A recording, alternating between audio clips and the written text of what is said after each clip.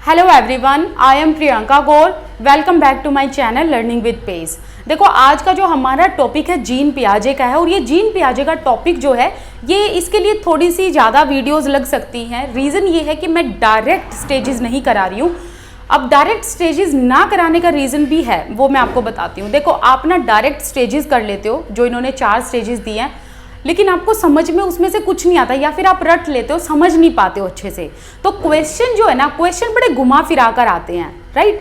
तो उन स्टेजेस को करने से पहले आपको थोड़ी बहुत बेसिक चीज़ें जाननी जरूरी हैं कि कॉग्निटिव डेवलपमेंट की थ्योरी जीन पियाजे ने क्यों दी, जीन पियाजे को फादर ऑफ चाइल्ड साइकोलॉजी क्यों कहा जाता है। देखो, आधे बच्चों ने, मैं गारंटी दे सकती हूँ, ये चीज़ रट रखी है कि जीन पियाजे को फादर ऑफ चाइल्ड साइकोलॉजी कहा जाता है, लेकिन रीज़न पता है आपको? रीज़न नहीं पता ना। तो जब तक जिन चीज़ों का रीज़न नहीं पता ना, वो लाइफ लॉन्ग तक याद नहीं रहेंगी, वो आपको शॉर्ट टर्म तक याद रहेंगी बस, और शायद पेपर तक जाते जाते भूल भी जाओ। ओके, अब देखो हम क्या क्या पढ़ेंगे। आज हम इंट्रोडक्शन करेंगे जीन पियाजे के बारे में, फिर हम नेक्स्ट वीडियो में इन चीज़ों के बारे में बात करेंगे कि इनकी जो ये कॉग्निटिव डेवलपमेंट की थियरी है, इसको जेनेटिक एपिस्टेमोलॉजी क्यों कहा जाता है। इसके अलावा अकोमोडेशन एंड अडेप्टेशन का मतलब क्या है, सिमुलेशन का मतलब क्या है, इक्विलिब्रियम का मतलब क्या है, डिसइक्विलिब्रियम का मतलब क्या है। ये तमाम ऐसी बहुत सारी ऐसी थोड़ी डिफ़िकल्ट सी टर्म जो आपको सुनने में लग रही होंगी, इन सब चीज़ों के बारे में हम पढ़ेंगे।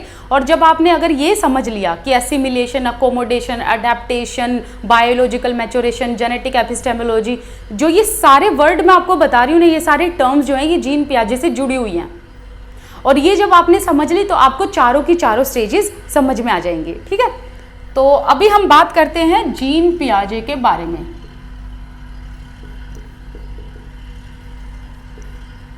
हालांकि इनका लाइफ स्पैन पूछा नहीं जाता, लाइफ स्पैन की कब से कब तक ये जिंदा रहे थे, कब इनका जन्म हुआ, कब ये इनकी डेथ हुई, लेकिन फिर भी फॉर नॉलेज से 1896 में इनका जन्म हुआ था एंड 1980 में इनकी मृत्यु हुई थी। अब देखो, जो जीन पियाजे हैं इनको फादर ऑफ चाइल्ड साइकोलॉजी कहा जाता है। और एक चीज़ भी ध्यान रखना, जीन पियाजे का कहना ये था कि जो डेवलपमेंट है वो स्टेजेस में होती है। अब जो मेरी वीडियोस रेगुलर देखते हैं उनको पता है कि मैंने इस पॉइंट को अलग से वीडियो में डिस्कस कराया हुआ है, जिसमें मैंने इसका ग्राफ भी बताया था।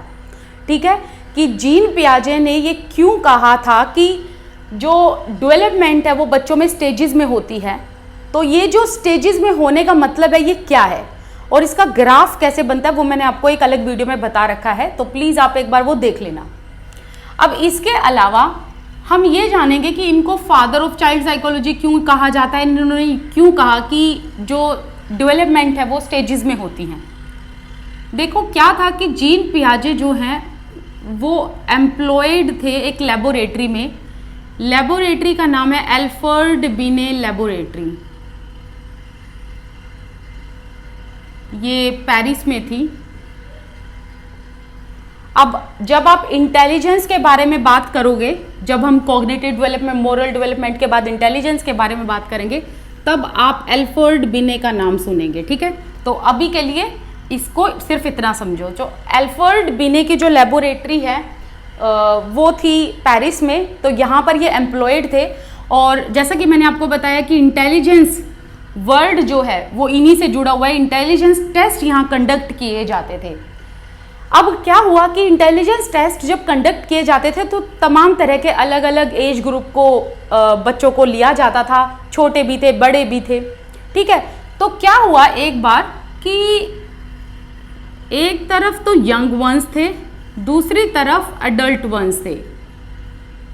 तो इंटेलिजेंस टेस्ट को कंडक्ट कराया गया, तो जो यंग वंस थे ना, इन्होंने काफ़ी आंसर्स रॉन्ग दे रखे थे।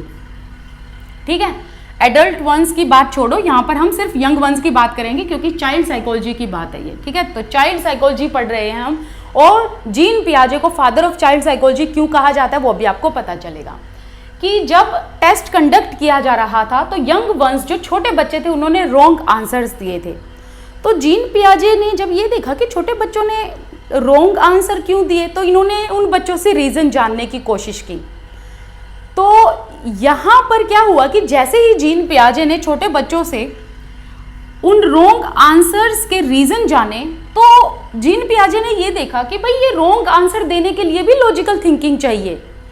जो इन्होंने पाई बच्चों में, इन्होंने देखा कि बच्चों में लॉजिकल थिंकिंग होती है, ये ऐसे ही किसी चीज का आंसर नहीं देते, इनके पीछे बच्चों के अलग लॉजिक होते हैं। तो यहीं से जीन पियाजे की जो ऑब्जर्वेशन है, एक्सपेरिमेंट है, वो शुरू हुई और फिर कॉग्निटिव डेवलपमेंट की जो है रिसर्च शुरू हो गई। तो अब जीन पियाजे ने ये देखा कि जो यंग वंस हैं, जो बच्चे हैं, वो एडल्ट वंस से अलग तरीके से सोचते हैं। एडल्ट वंस के लॉजिक अलग है, बच्चों के लॉजिक अलग है।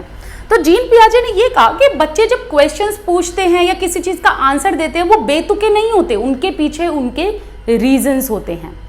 ठीक है, अगर आपको याद हो तो पहले के टाइम पर, पुराने जमाने में, एंशिएंट टाइम्स में तो क्या होता था कि बच्चों की बातों को वैल्यू ही नहीं दी जाती थी, है ना, सिर्फ बड़ों की बातों को वैल्यू दी जाती थी। लेकिन जीन पियाजे ने जब से कॉग्निटिव डेवलपमेंट की स्टेजेस दी हैं और इन्होंने चाइल्ड पर जो रिसर्च की है, उसके बाद बच्चों की इम्पोर्टेंस जानी जाने लगी।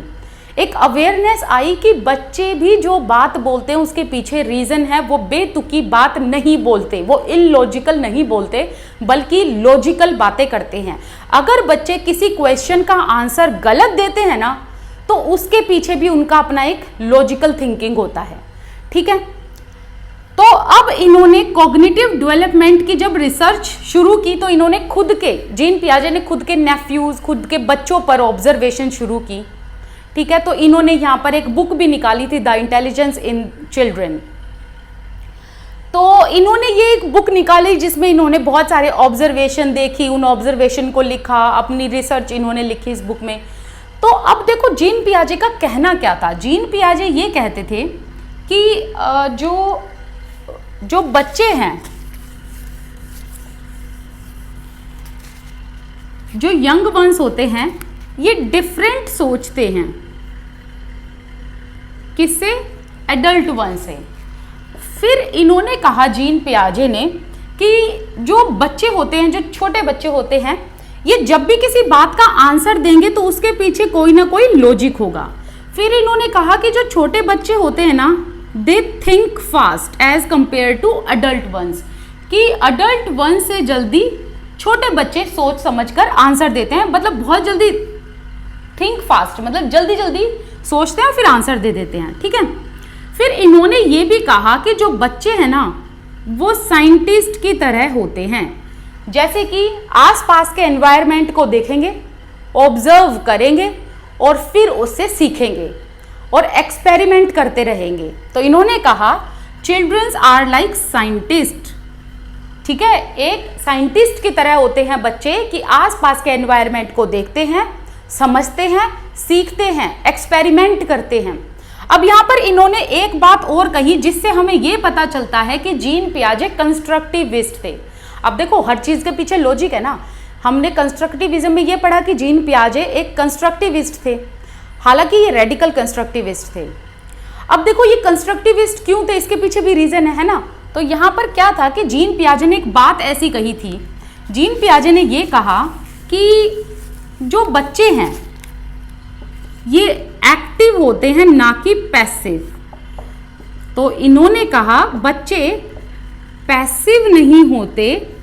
मतलब अब पैसिव का मतलब क्या है? इन्होंने कहा कि बच्चे पैसिव नहीं है कि चुपचाप बैठे हैं और टीचर का, सोसाइटी का, पेरेंट्स का, अपने से बड़ों का वेट कर रहे हैं कि भाई आओ और मेरे दिमाग में यहाँ पर आके चीजें इंसर्ट कर जाओ, है ना। तो इन्होंने कहा कि बच्चे पैसिव नहीं है, पैसिव लर्नर नहीं है कि भाई वो किसी का वेट करेंगे और जब वो सामने कोई बंदा आएगा तब वो उन बच्चों के दिमाग में बातें फिट करेगा, तब बच्चे समझेंगे।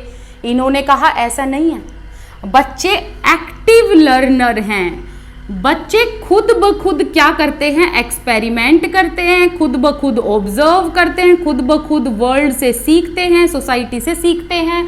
बच्चे सोसाइटी में जो ऑलरेडी एग्जिस्टिंग चीजें हैं उनको बच्चे अडेप्ट करते हैं और इनमें नए आइडियाज, न्यू आइडियाज को अकोमोडेट करते रहते हैं। समझे मेरी बात? देखो पियाजे ने क्या कहा, पियाजे ने कहा कि बच्चे पैसिव लर्नर नहीं है कि वो चुपचाप बैठे हैं ऐसे यूं करके और कोई बाहर से आया और उन्होंने बच्चों के माइंड में आइडियाज डाल दिए। ठीक है, तो इन्होंने कहा कि बच्चे पैसिव लर्नर नहीं है बल्कि बच्चे एक्टिव लर्नर हैं। अब एक्टिव लर्नर हमने कहाँ पढ़ा था? कंस्ट्रक्टिविज्म में।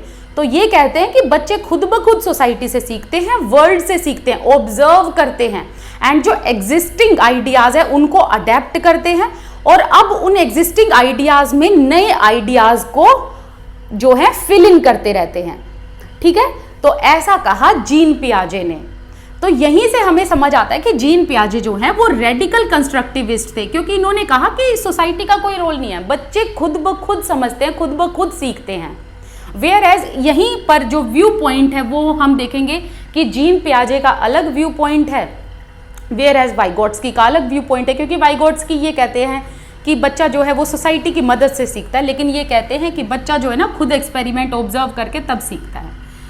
तो आपको अब चीजें समझ आई कि इनको चाइल्ड साइकोलॉजी का फादर क्यों कहा जाता है। भाई इन्होंने एक्सपेरिमेंट किया बच्चों को लेकर, खुद के बच्चों पर भी इन्होंने ऑब्जर्वेशन कर डाली, एक्सपेरिमेंट कर डाला और फिर एक बुक भी लिख डाली। ठीक है, सो इसीलिए इनको फादर ऑफ चाइल्ड साइकोलॉजी कहा जाता है। और इन्होंने कहा कि हर एक इंसान में जैसे कि 4 स्टेजेस इन्होंने बताई। ठीक है, 4 स्टेजेस जैसे कि sensory motor, pre operational, concrete, formal. तो इन्होंने कहा ऐसे ही स्टेजेस में इंटेलिजेंस डेवलपमेंट होता है, कॉग्निटिव डेवलपमेंट होता है। कैसे? स्टेजेस में। तो हर एक इंसान जो है वो इसी स्टेज से होकर जाएगा। ऐसा नहीं है कि पहले प्री ऑपरेशनल है, प्री ऑपरेशनल के बाद वो सीधा फॉर्मल पर पहुंच जाएगा, ऐसा नहीं है। ऐसा है पहले जो है सेंसरी मोटर, फिर प्री ऑपरेशनल, फिर कॉन्क्रीट, फिर फॉर्मल। तो इस तरीके से इन्होंने ये 4 स्टेजेस दी हैं। अब जो नेक्स्ट वीडियो होगी उसमें हम कॉग्निटिव डेवलपमेंट का मतलब देखेंगे, जेनेटिक एपिस्टेमोलॉजी, बायोलॉजिकल मैच्योरेशन का मतलब देखेंगे। फिर उससे नेक्स्ट वीडियो में हम अकोमोडेशन, एसिमिलेशन, डिसइक्विलिब्रियम, इन सब के बारे में बात करेंगे और स्कैमास जानेंगे। पता है ना, स्कैमा सुनकर आप लोगों को लगता है पता नहीं क्या चीज़ है, बहुत ईजी है, बहुत ईजी है। ठीक है, अगर आपको ये वीडियो, ये सीरीज अच्छी लग रही है तो प्लीज़ आप मुझे कमेंट सेक्शन में ज़रूर बताना, क्योंकि इससे थोड़ा सा मोटिवेशन मिलता है और अच्छा लगता है कि आप लोग जब वीडियो देखते हो फिर अप्रिशिएट करते हो। आप मेरे साथ इंस्टाग्राम पर जुड़ सकते हैं, मेरी इंस्टाग्राम की आईडी है प्रियंका गौर 8। इसके अलावा आप मेरे साथ टेलीग्राम पर जुड़ सकते हैं एंड मैं जो लाइव सेशन लेती हूँ आप लाइव सेशन में आकर क्लासेस को अटेंड कर सकते हैं। This side Priyanka Gaur, I wish you all the best. Keep learning. Thank you so much for watching this video. Thank you.